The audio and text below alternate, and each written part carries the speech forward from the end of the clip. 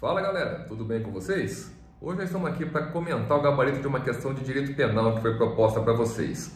A questão era o seguinte: foi colocada uma manchete noticiando que uma professora inglesa de 35 anos manteve relação sexual com seu aluno de 15 e em virtude disso ela foi presa.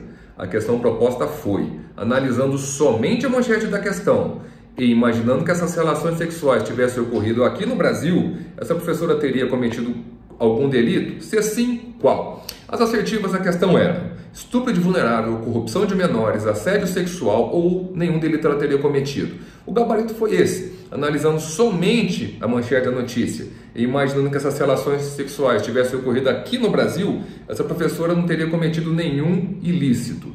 Algumas pessoas me questionaram, falaram assim: Diego, mas ela é professora, manteve relação sexual com seu aluno menor de idade, não teria praticado assédio sexual? Outras pessoas suscitaram um eventual estupro de vulnerável. Para responder adequadamente essa questão e tirar qualquer tipo de dúvida, vamos analisar assertiva por assertiva.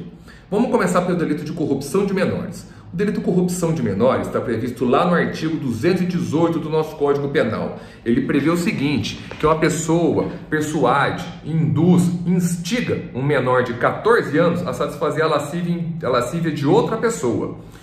Bom, esses atos de lascívia, gente, não pode consistir em atos libidinosos e nem em atos sexuais, pois caso assim fosse, tanto quem praticou diretamente o ato quanto quem instigou, persuadiu o menor de 14 a praticar o ato, a satisfazer a lascívia, incorreria em estupro de vulnerável diante da idade, da vulnerabilidade da vítima, ou seja, menor de 14 anos.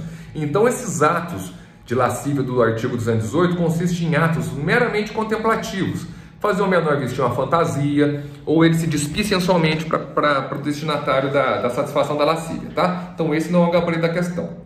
Vamos analisar agora o delito de assédio sexual. O delito de assédio sexual está lá no artigo 216A do nosso Código Penal. O delito de assédio sexual é um delito bipróprio, galera, ou seja, o sujeito exige uma qualidade específica, tanto da vítima quanto do sujeito ativo, do autor do crime. O sujeito ativo do crime, quem que é? Um ascendente, um superior hierárquico. E o sujeito passivo? Obrigatoriamente tem que ser um subordinado, um subalterno. O ascendente, o autor, o superior hierárquico, constrange o seu subordinado a praticar atos de favores sexuais. Um abraço, um beijo, um toque, uma saída noturna, sair à noite, tá?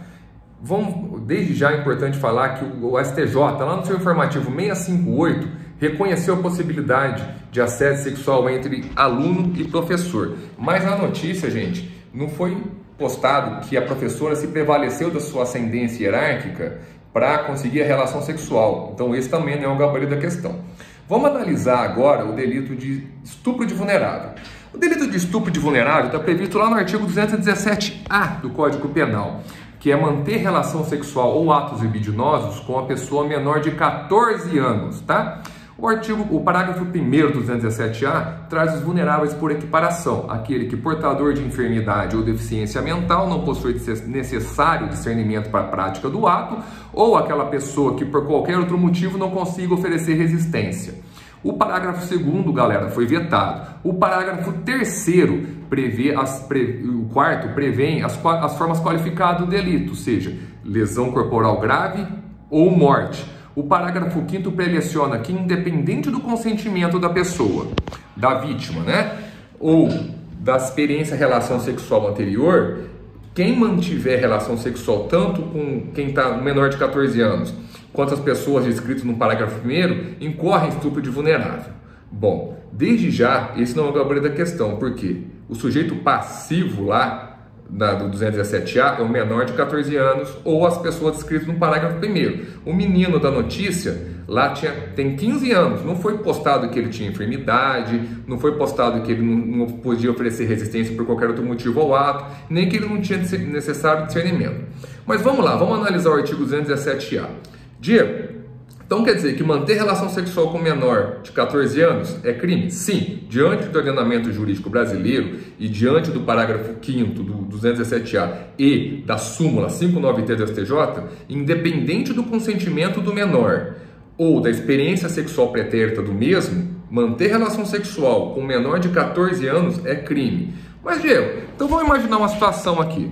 Se um menor de 14 ou uma menor de 14 anos namora uma pessoa de 18, 19, eles namoram publicamente, a menina ou menino menor de 14 quer manter relação sexual, quem mantiver relação sexual com ele é crime? Sim. Essa presunção, galera, é absoluta. No dia que a pessoa fizer 14 anos, cessa a vulnerabilidade dela. Mas para baixo de 14 anos, ela é vulnerável, tá? Fechou? Outra situação totalmente diferente é do parágrafo 1º.